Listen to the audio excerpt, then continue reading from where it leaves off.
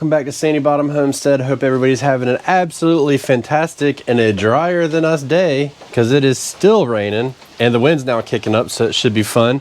But we are going to solarize this shed to an extent.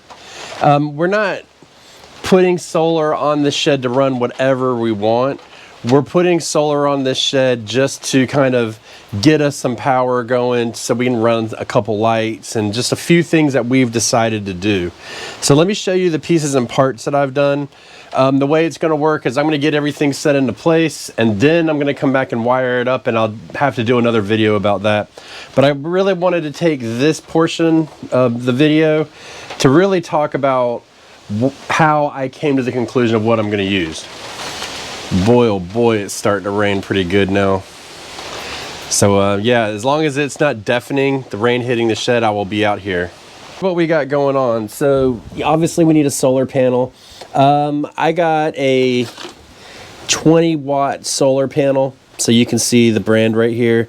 I'm not going to put this in the Amazon list below because I don't know if it's going to work yet. If I decide that I like it, then I'll put it on there.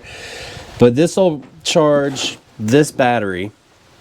So this is a 20 amp hour battery. It's not a lot of power, so just remember that. Before you embark on something like this, think about and really plan out what are your expectations. You know, what are you wanting to run in your shed? I'm not looking to run a refrigerator or AC units or anything like that. I'm just looking to run the bare minimum. So what we're gonna do is I got a double pack of these lights, and these are actually really bright. These are LED lights, so if you build everything with LED, it doesn't draw a lot of power.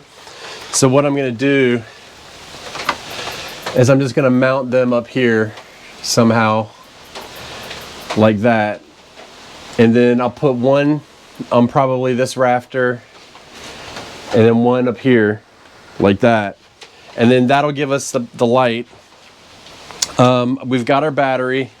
The other thing that I really want to power, so I know I've dealt with this raccoon situation.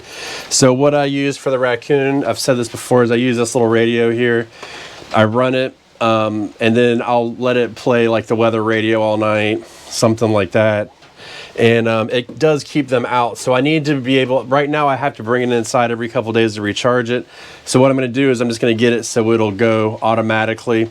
It'll charge. We'll still have to turn it off, but it'll just run off of power.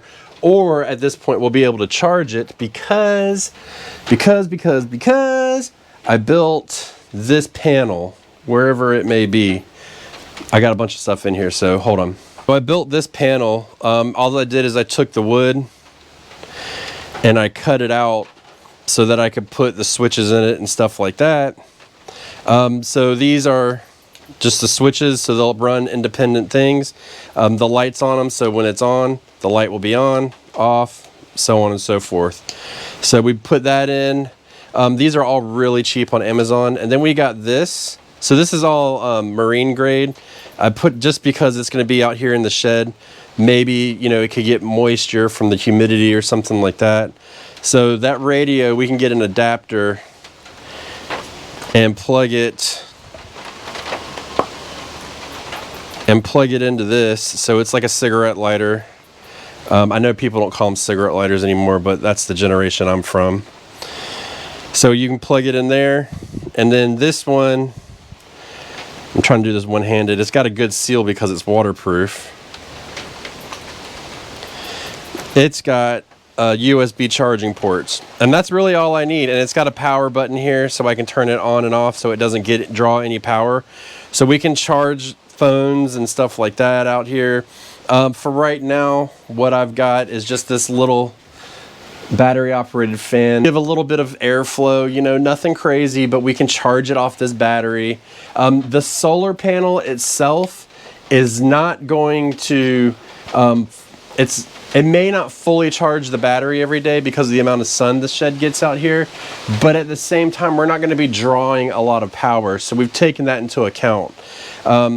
It does come, so everything we have here will be hardwired in, and then it will run through this small fuse block here. I think I got this for like $6. Super easy, nothing crazy. You know, you just wire it in. And like I said, I'll come back and show you how I do this. But this way, if something happens, it'll bust the fuse and nothing else. So you can see, well, you know how a fuse works. There's a fuse. So that's what we're going to be using. Could have used something called a bus bar, a BUS bar. But I didn't. I wanted to have a little bit of protection. So everything that we're running here is not really set up to be like a plug. You know, like you would standardly plug in. And the reason why is because then you'd have to buy an inverter and if you don't know anything about electricity, and like I've told you before, I know just enough to get the job done and then probably kill myself, even though this isn't drawing enough power to do that. But we're running direct current electricity. So what you plug into the wall is alternating currents, AC, and you would need an inverter. It's like 150 bucks. So I just said, you know what, I'm going to bypass all that. I've put lights on my boats and stuff like that, run them off batteries, and it works the same. And for this little space, it'll turn, the lights will come on, and you can run them probably for days because they're so small and they're LED lights. And it's just to put a little bit of light in here. Nothing major. So that's really what we're looking to do. It took me a while to figure out how I'm going to mount everything and what I want to use. And what I'm going to do now is I'm going to go ahead and get everything screwed in and put in place, and I'll come back and kind of explain to you how I'm doing that when it's done, and then just kind of the thought process of it maybe expanding into the future, because that's something you always need to think about too, is like what's next in the future. So you can see here we've got lights on each one, and the way it should work is the wire will come together. We'll run it down the side. We've got our panel here, so all our switches and everything. And the reason why I put it here is because I'm going to want to run this radio over to this power, not to mention if I'm charging a phone or something, I can set it right here. I mean, I'm not really trying to do a whole lot in here. And then we put our battery right below. The only thing I need to do, and I'm gonna have to wait, is figure out where to mount the fuse block.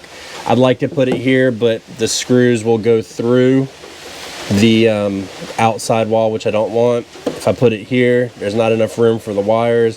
If I put it here, I feel like it's a little bit vulnerable, but I'm thinking that's where it's gonna have to go. So we'll see. And as far as the wires for the solar panel, what we'll do is we're gonna drill a hole in the outside and we'll run it in, but we're gonna have to put some kind of protector so that the water doesn't come in and intrude through the solar panel. So we're gonna have to do that as well, or through the hole. So we'll have to work on that. Clearly, in the middle of a hurricane is not the day you want to do that, but that's how we're going to run it today. So we're going to do as much as we can and then get it done. But as far as like considering what you need, I mean, if I wanted to run power out here, it'd be 500 bucks. This is 120 bucks. So that's all we got. So let us know what you think and if you want to do something like that. And next time you see us, we're going to have lights in here and it'll be easier to see.